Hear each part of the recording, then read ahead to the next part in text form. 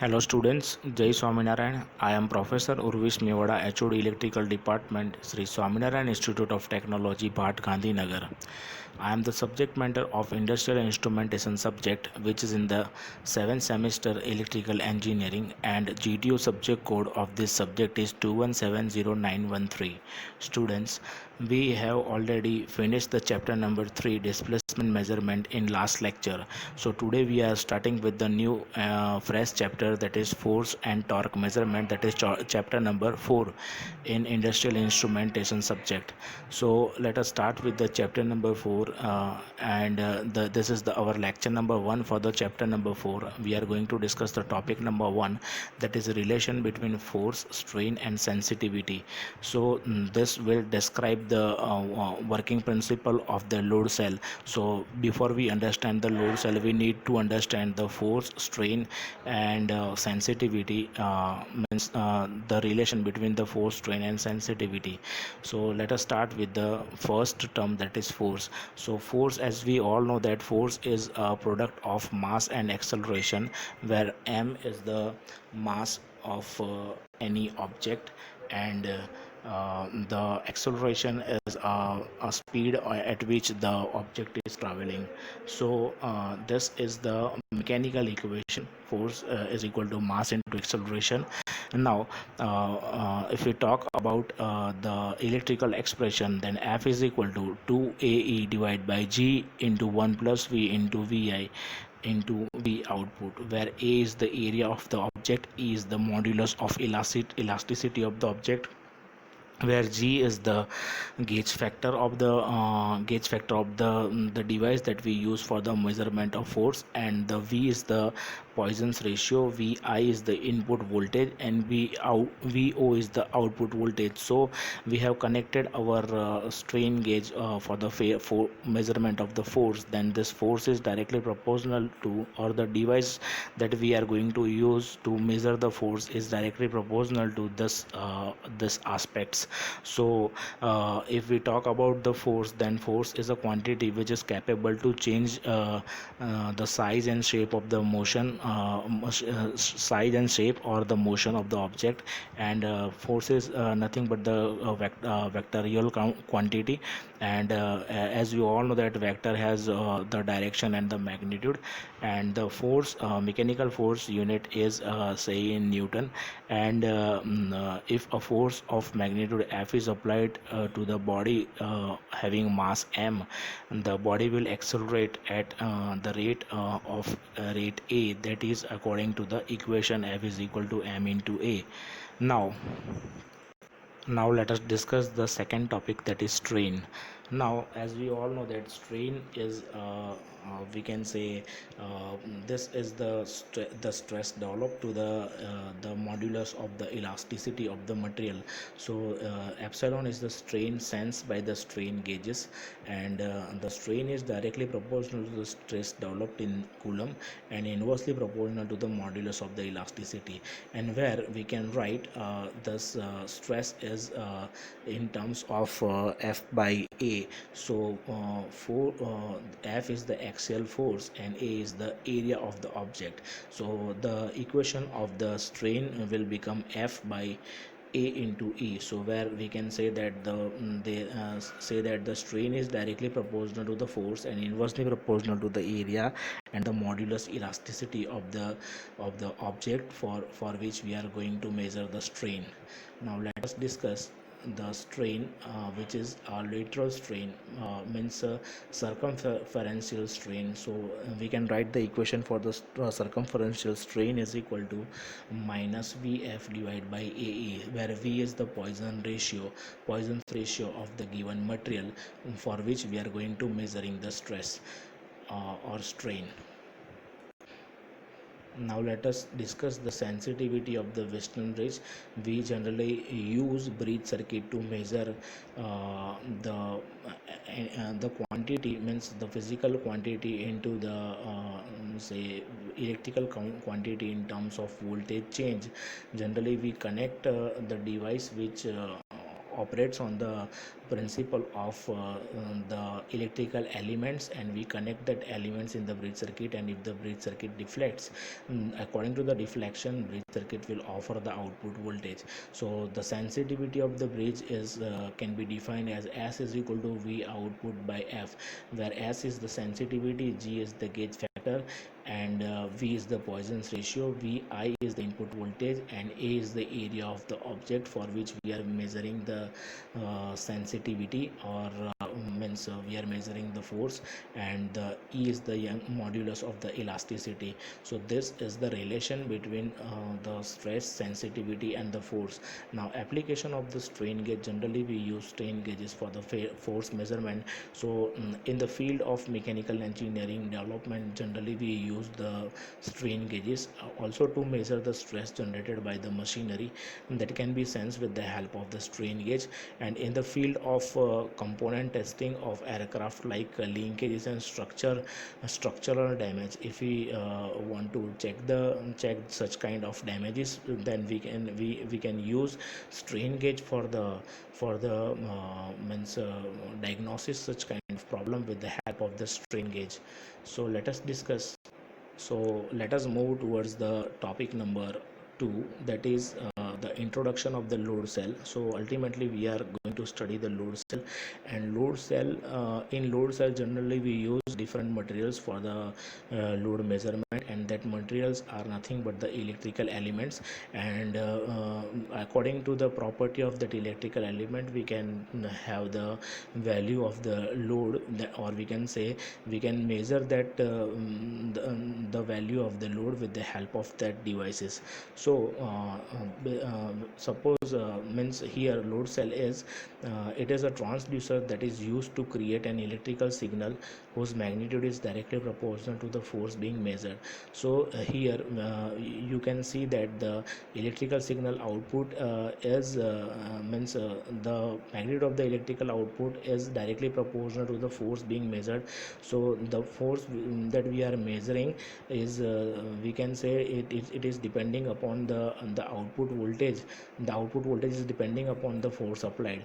Now the load cells are say elastic devices, because as we apply the load, the dimension or the structure of the load cell will change, and so as its resistance will change.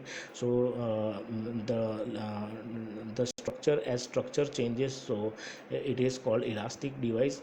And when we remove the load or force from that device, it will regain its original shape.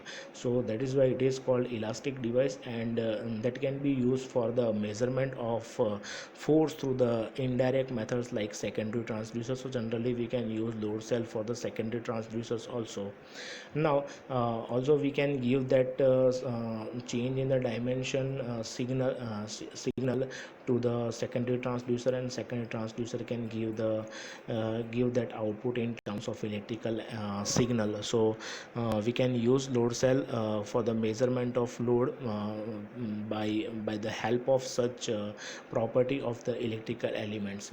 Now the different type of load cells generally we use for the load measurement. So first is strain gauge load cell, second is cantilever beam types load cell, third is magnetoelastic load cell, fourth is shear type load cell, fifth is pneumatic load cell, sixth is inductive and reluctance based load cell, seven is piezoelectric load cell, and eight is the resonant wire load cell. So these are the property of different material, and we are going to use that the property, or we can say behavior of the material whenever we give input to that element.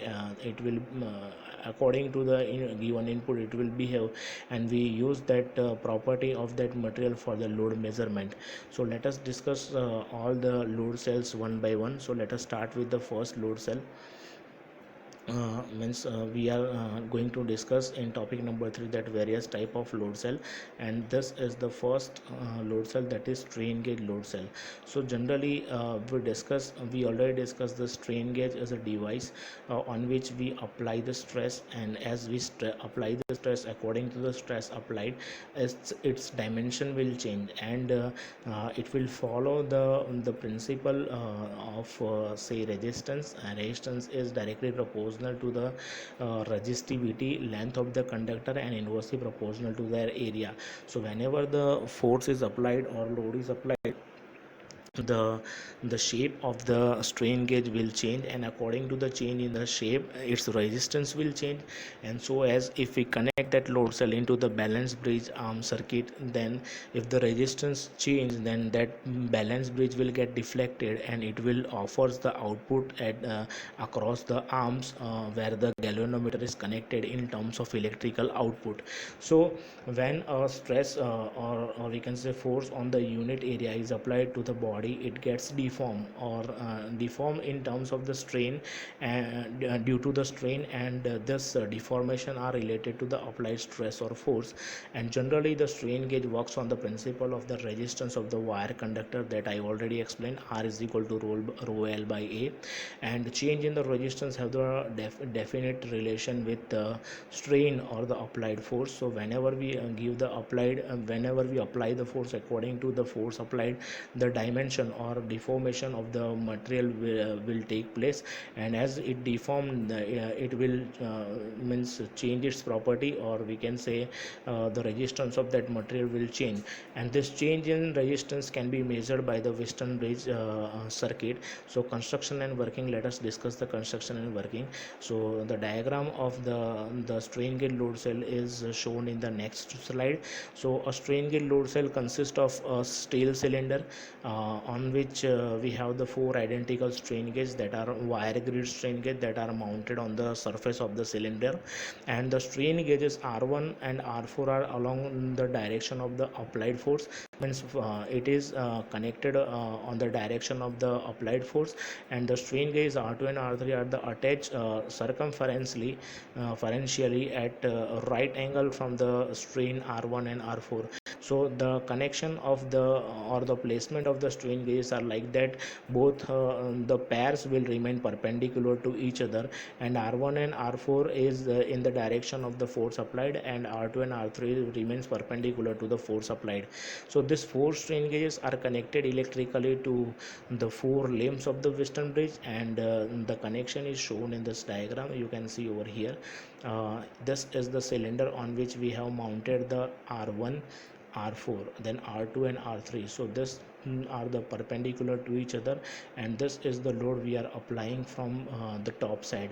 This is the steel cylinder on which we have mounted R1, R2 and R1, R2, R3 and R4 are the strain gauges that we have mounted on the cylindrical body of the strain gauge load cell. Now suppose we connect this all the resistances R1, R2, R3 and R4 in balance bridge circuit, and across this R1 R2 connection and R3 R4 connection, we are going to measure the output voltage in terms of load applied.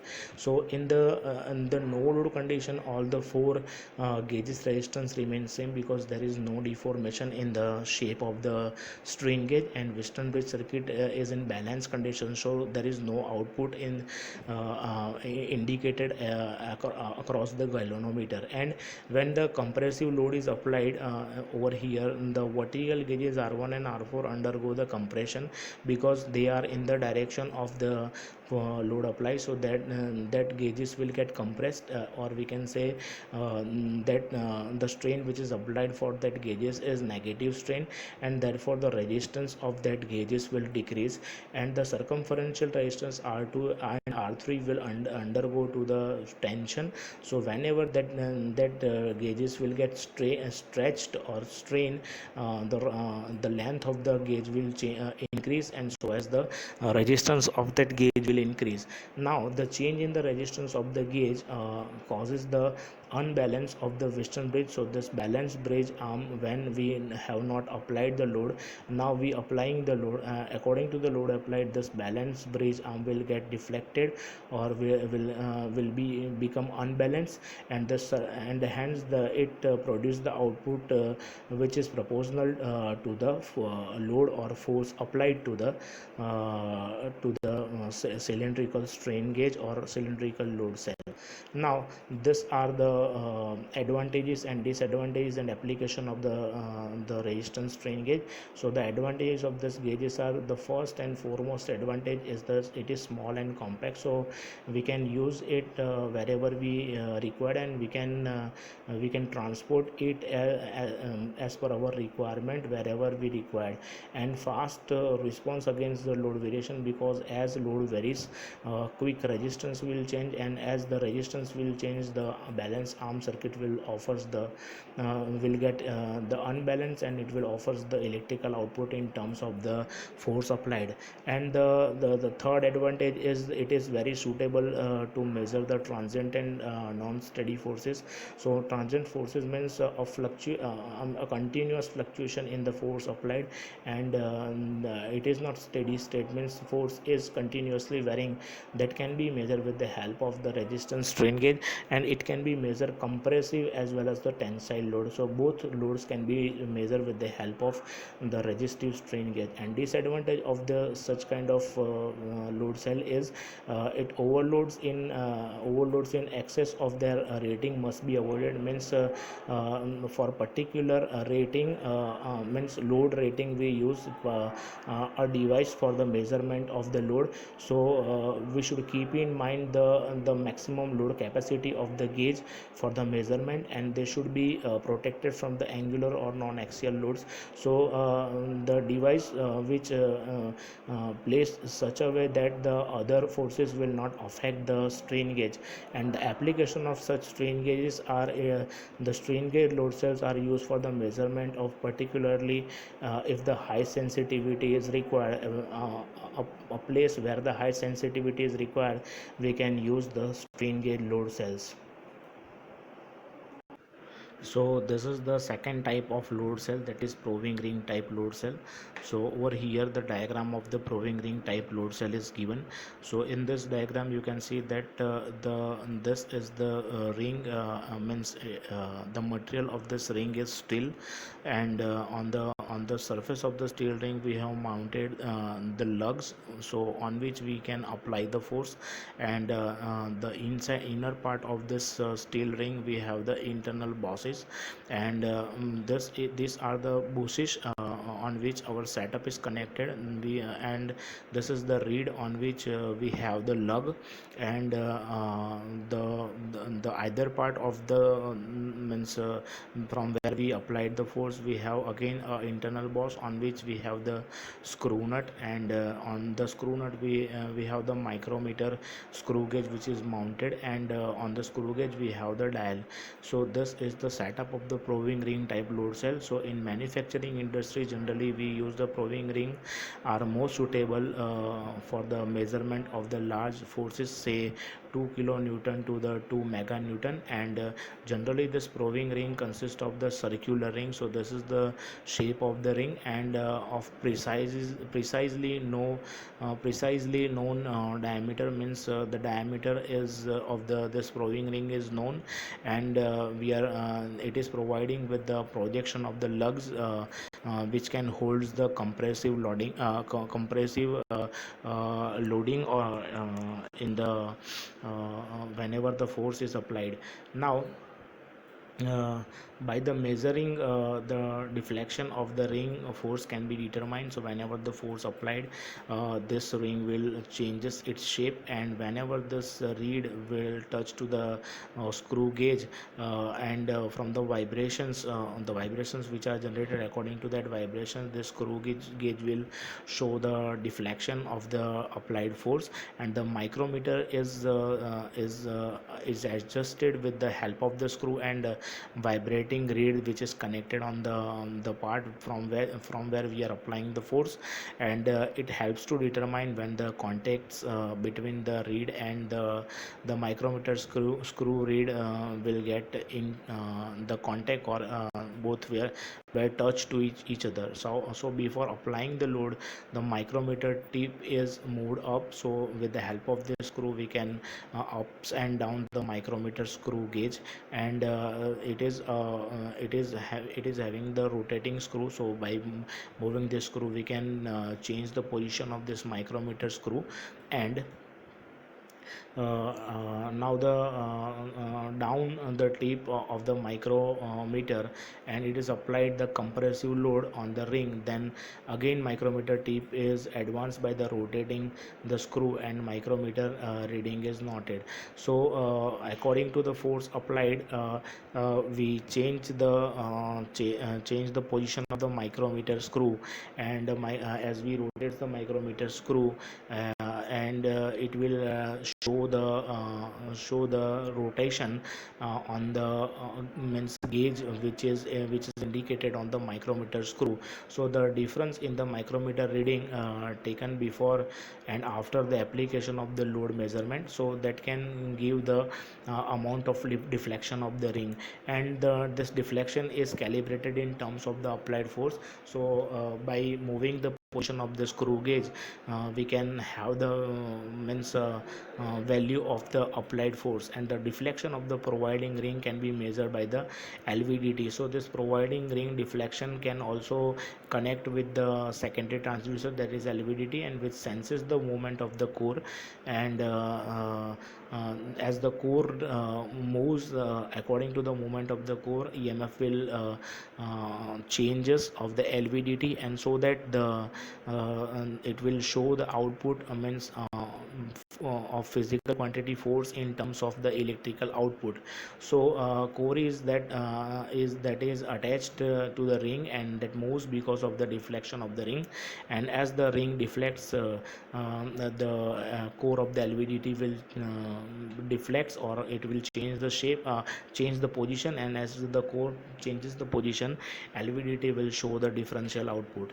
Now the the advantages of the this type of load cell is it is having a wide range of the force measuring capacity, and it is having a good accuracy of the force measurement, because a secondary transducer which is connected with this probing ring is highly sensitive, because whenever the core moves according to the movement of the core, the LVDT will show the differential output. That's why it is having good accuracy, and this instrument furnish relatively high output signal. So these instruments are generally made for the measurement of the large force, and large quantity in terms of force, and in terms of output voltage.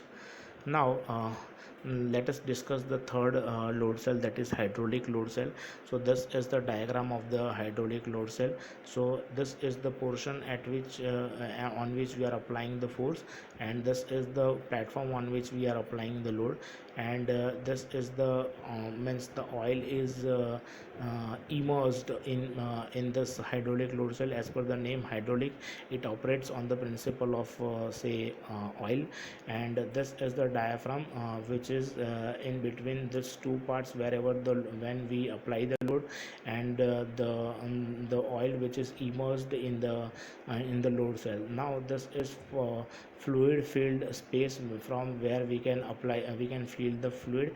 And the output of this hydraulic load cell is connected with the burden tube pressure gauge. So we already discussed the burden tube. Burden tube is a active transducer. Generally burden tube we give according to the given pressure, burden tube will get expand, and if that the tube end which is connected with the pointer, then pointer will show the deflection according to the applied force of the given material inside the burden tube.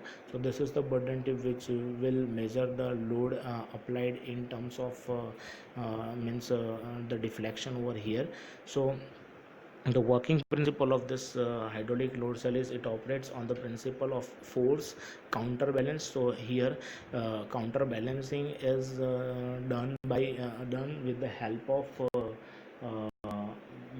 of the oil, because it is highly viscous material, and whatever the force apply, according to the force applied, the oil will resist the applied force. And and as it resists the applied force, the oil will travel in the direction of the burden tube, and according to the applied force, the dial will show the deflection means burden tube will show the deflection, and the resulting fluid pressure is transmitted to some form of pressure sensing device such as burden tube, which is connected, or we can connect the manometer over here. Manometer also measure the pressure, and the pressure gauge is calibrated in terms of the applied force. So whenever we apply the force, it is already calibrated, and according to the applied force, it will we can say that this is the applied force according to the given deflection. Now construction and working. So hydraulic load cells consist of say metal diaphragm on which the force measure is applied. The force which we are going to measure, which is applied on the diaphragm, which is made up of metal, and the fluid space between the diaphragm is connected to the burden tube. So this is the burden tube where the diaphragm the output of the diaphragm is connected, and when the force acts on the loading platform, means whenever the load applied on this loading platform, the diaphragm get deflected and it will go downward side, and which increases the pressure of the fluid, and this pressure is equal to the magnitude of the applied load or applied the force, and it is divided by the effectively area of the diaphragm. So the pressure is transmitted to the burden tube, and which is calibrated in terms of load. So burden tube will measure the output in terms of deflection of the applied load. Now let us discuss the hydraulic load cell may be used to measure the force. This is the range from 0 to 2.5 meganewton, and accuracy is 0.1%. So quite good accuracy offers by this load cell. So the advantage of this device is it has a good response against the load variation, because as we give the input to that, according to the applied input, the diaphragm moves, so as the oil moves, and so as the burden tube will show the deflection. And it is self-contained, and it requires no outside power because it is an active transducer. It is available for both compression and tensile force, so we can measure both the forces with the help of this device. And it has good sensitivity because it is oil immersed, and oil will create a sufficient amount of collateral force, or we can say opposite force in the applied force, and so as the pointer will show the deflection which is connected with the burden tube. And it is well suited for high impact loads. So whenever we want to measure heavy loads, we can use this device for the measurement of the load, and it can withstand the high overload without loss of accuracy. So means it is offering 0.1% of accuracy, and whenever we measure any force with the help of such device, then it will show the deflection without losing its accuracy, and the output will be shown by the device as accurate. The fourth load cell is pneumatic load cell.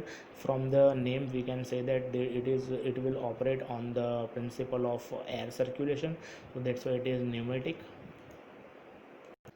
This pneumatic load cells are also work on the principle of the force counterbalance. The balancing is done with the help of say air. In the previous case, it was done by the fluid or oil. So that's why it is also operates on the principle of the force counterbalance. And in this type of load cell, variable downward force to be measured. So whenever the downward force we applied on the device or gauge, it will show the counter balancing force, and according to that counterbalancing force, it will show the deflection for the given load to that gauge of air pressure against the effective area of the diaphragm. So let us see the diagram of pneumatic load cell. So in previous case we have the oil immersed load cell. Now in this we have the vacant space, that is called the air, and this is the diaphragm, which has the good elasticity, and whenever we apply the force according to the applied force, the air will travel through this two pipes.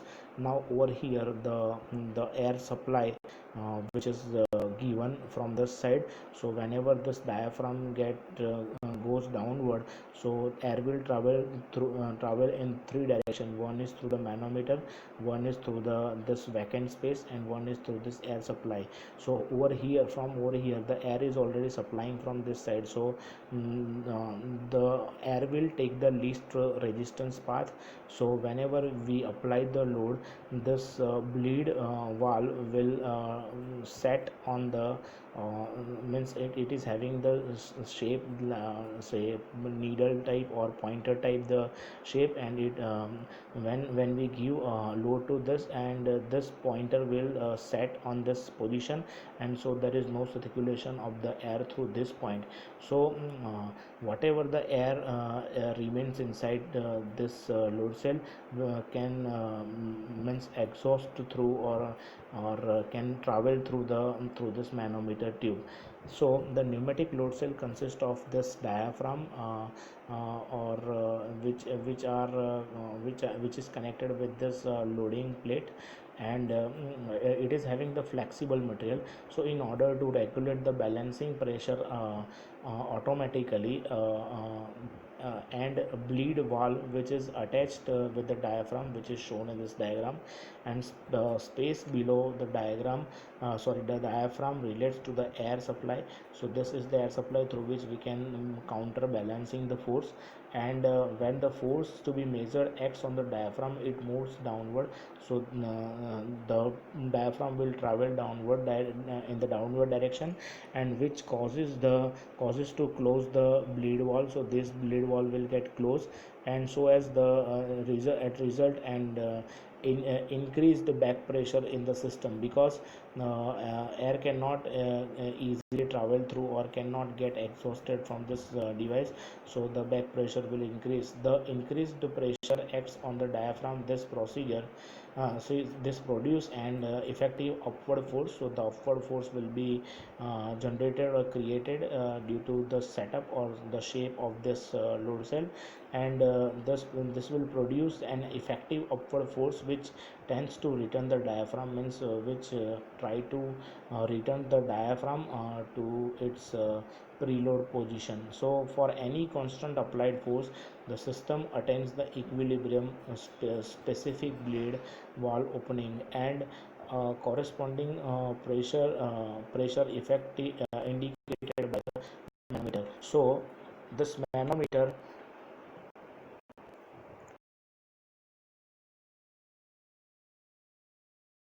so for any constant applied force, the system attains the equilibrium specific valve opening, and corresponding pressure indicated by the manometer, and manometer will show this deflection in terms of the motion of the mercury. So this is how we can measure the pressure with the help of the pneumatic load cell. Now in say pneumatic load cell, we have certain means the range of the pneumatic load cell is, say, maximum pressure in the system is limited to the air supply pressure, and the pneumatic force meter are available in, say, 0 to 250 kilonewton, and with the accuracy of 0.5% full scale. And these are the advantages and disadvantages of the pneumatic load cell. It is suitable for use in hazardous explosive area. It is not required social transmitting system, and it is relatively free temperature related errors. So these are the advantages and disadvantages. It has the poor response because we are using air for the counterbalancing, and the range of the instrument is depending on the air supply pressure, and it requires the high pressure. So these are the advantages and disadvantages of the system. Now after this presentation, you have the worksheet question, that is, what do you mean by the load cell, and analyze the the name of the different load cell, different types of load cells. And the worksheet questions are explain proving ring type, the type of load cell in detail, and explain hydronic load cell in detail. The related instructions which are written below the worksheet question and assignment question, please read it carefully. You can take the snap of this slide. Also we can solve your doubt related to this topic in our doubt solving session.